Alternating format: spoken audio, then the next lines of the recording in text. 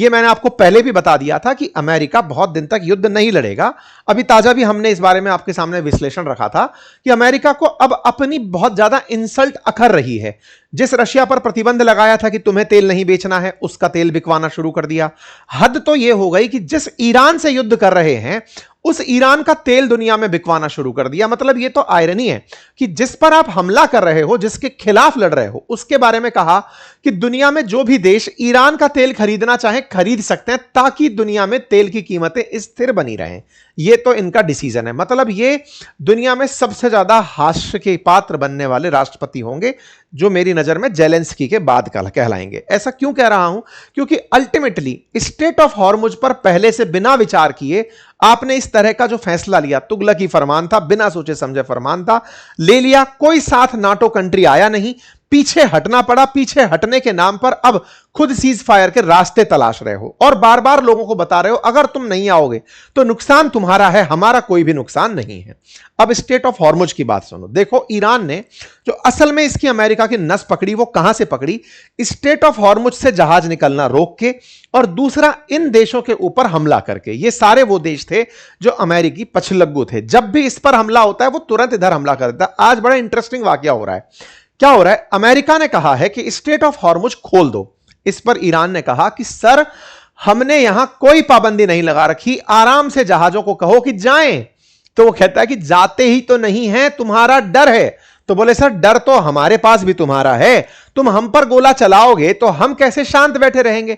हमने यहां पर कोई जहाज खड़ा नहीं कर रखा है, किसी को भी कहो निकल जाएगा। जो इंश्योरेंस देने वाले, जहाज का इंश्योरेंस देने वाली कंपनी है, वो खुद यहां से नहीं जाना चाह रही। सर, इसमें मेरी क्या गलती है? मतलब इस तरह का हालात इन लोगों ने यहां पर रख दिया। अब दूसरा वाकया क्या होता है? वाकया यह होता है कि अमेरिका स्ट्रेट ऑफ हॉर्मुज को मुक्त करने में खुद भी मतलब नाकामयाब हो रहा है। क्यों? क्योंकि डर यह है कि मैं खाली करवा दूं तो यहीं बैठा थोड़ी रहूंगा, और भी दुनिया के रास्ते हैं जो तलाशने पड़ेंगे। और ये भाई साहब इनको एनी टाइम निशाना बना लेते हैं। अच्छा, तो अमेरिका ने गुस्से में आकर के कि तुम यदि खाली नहीं किए तो 48 घंटे का तुम्हें टाइम दे रहा हूं, अदरवाइज मैं तुम्हारे सारे पावर प्लांट पर निशाना बना दूंगा। यह बात है कल 22 तारीख की सुबह 5:15 बजे की इंडियन टाइम के अनुसार। ट्रंप के सोशल मीडिया हैंडल से मैसेज आता है कि या तो स्ट्रेट ऑफ हॉर्मुज पे से व्हीकल निकलने दो, नहीं तो तुम्हारे सारे पावर प्लांट गिरा दूंगा। आप मुझे इस समय शाम को सुन रहे हैं 23 तारीख को, 48 घंटे सुबह हो जाएंगे 5 बजे। ऐसे में देखना होगा कि क्या ईरान के सारे पावर प्लांट उड़ा दिए जाएंगे। यह होगा उससे पहले ईरान इनको धमका दिया है। और धमकाया क्या है, आइए उसकी तरफ बढ़ते हैं। तो आपको यह तो समझ में आ ही गया कि अमेरिका की यह फ्रस्ट्रेशन क्यों है, क्योंकि नाटो कंट्री साथ नहीं आ रहे। यूके ने बहुत ज्यादा टोल ट्रम किया। अब तो हालत यह है कि अमेरिका यूके पर इतना खफा है कि कल ट्रंप ने मतलब इस बात का मजाक बनाया है। यह हमने अपने सोशल मीडिया हैंडल ट्विटर पर भी डाला था, आप चाहें तो आप देख के आ सकते हैं। वहां पर अमेरिका ने यानी खुद ट्रंप ने यूके के कीर स्टारमर का मजाक बनाया और उस मजाक को अपने वीडियो में डाला, क्योंकि ये फ्रस्ट्रियाए हुए घूम रहा है। क्योंकि इन्हें ना तो नाटो साथ दे रहा, ना सहयोगी साथ दे रहा है, कोई युद्ध में आना नहीं चाह रहा है। कह दिया कि हम साथ हैं लेकिन जहाज नहीं भेज रहे। कह रहे हैं कि शांति करवाएंगे हम। तो जो भी सहयोगी देश आए हैं वो अमेरिका के साथ अपने फाइटर जेट भेजने नहीं आए। उन्होंने कहा हम आपके साथ हैं, चलो शांति करा देते हैं। ये कह रहा भाई लड़ने चलो, बोले हम लड़ने नहीं चल रहे। इन्होंने गुस्सा कर लिया। तो साहब इन्होंने 5:18 का ट्वीट देख रहे हैं, if Iran doesn't fully open without threat the Strait of Hormuz within 48 hours from this exact point in time, the United States of America will hit and obliterate their various power plant starting with the biggest one first।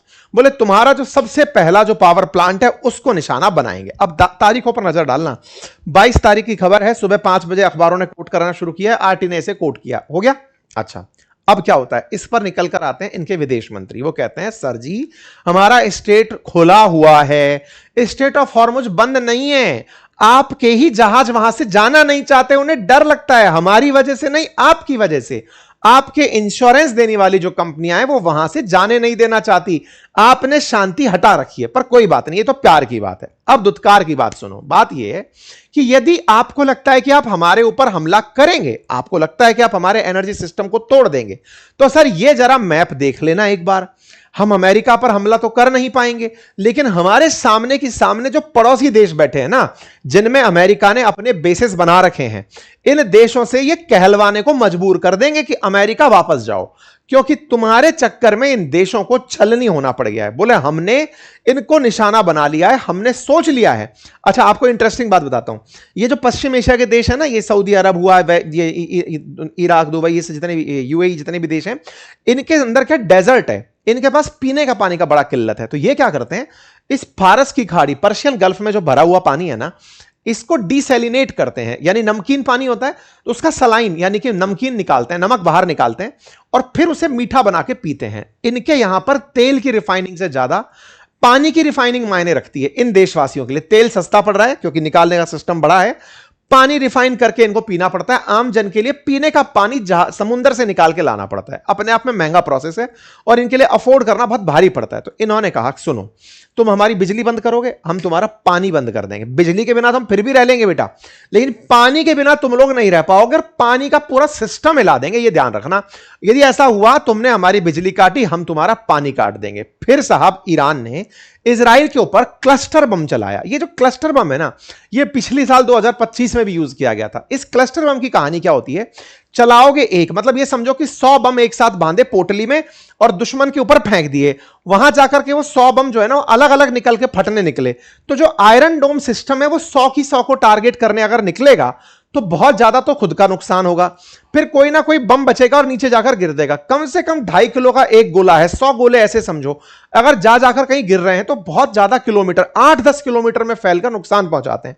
तो इन्होंने क्या, cluster bomb का use करना शुरू कर दिया। Cluster bomb दुनिया में लगभग 120 देशों ने प्रतिबंधित कर रखे हैं कि बोले भाई ये सही नहीं रहेगा, सिविलियंस को बहुत नुकसान होता है, युद्ध सेनाओं के बीच लड़ा जाता है। पर अमेरिका और इजराइल जब ईरान के अंदर सिविलियन को टारगेट बना रही है तो इन लोगों ने भी अपनी तरफ से इजराइल को टारगेट बनाना शुरू कर दिया।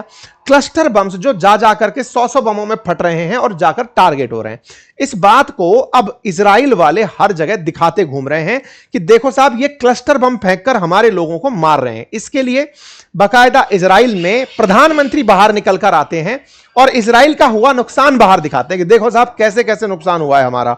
यहां पर नेतन्याहू बाहर आते हैं और बाहर आकर के इजराइल में मीडिया को दिखाते हैं कि देखो ये ह्यूमैनिटी को नुकसान पहुंचाने वाले ईरान नामक देश को धरती पर होना ही नहीं चाहिए, क्योंकि ये ईरान 4000 किलोमीटर दूर तो डियागो गार्सिया पर हमला कर दिया, हमारे ऊपर हमला कर दिया, क्लस्टर बम फेंक दिया, अब ये यूरोप को भी निशाना बनाएगा। सारे दुनिया के देश आते क्यों नहीं है साथ में, चलो ईरान को बर्बाद करते हैं। अब दूसरी तरफ ईरान का कहना है कि महाराज आप मारने आए थे हमें, हम तो बचाव में मार रहे हैं, अब तुमने हमारे देश में हमारे लीडर को मार दिया, अब दुनिया को दिखाने ये बाहर आ रहे हो कि हमारे ऊपर गोला आ रहा है, तुम हमारे ऊपर हमला करने आते हो, हम कुछ ना बोले।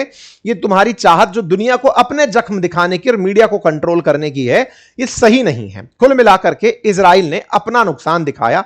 ये दो बातें दिखाता है। दिखाता यह है कि ईरान के हमलों से इजराइल को भी नुकसान हुआ है और ईरानियन इसी बात का खुशी मना रहे हैं। इनकी खुशी आप मिसाइल चलते समय देख सकते हैं, जैसे दिवाली के पटाखे चला रहे हो, मिसाइल चलाते हैं और खुद नाचने लगते हैं कि वाह हमने बढ़िया मिसाइल चला दी। ये तो इस समय ईरान के हाल हो रखे हैं। अल जजीरा ने बकायदा एक वीडियो क्लिप जारी की जिसमें बताया कि अभी जो आपने मिसाइल देखी है ना, वो तो समझो कि बर्फ के गोले के ऊपर एक छोटा सा टिप है, टिप ऑफ आइसबर्ग है। अभी इनके पास में इतनी मिसाइलों का असलाह बाकी है जिसका इस्तेमाल होना बाकी है। अमेरिका और इजराइल सतर्क रहे कि हमारी ये मिसाइलें अभी यूज नहीं हुई हैं और ये तुम्हारे लिए ही रखी हैं। सीज फायर तुम्हारी जरूरत हो सकती है, हमारे पास अब खोने के लिए कुछ नहीं है।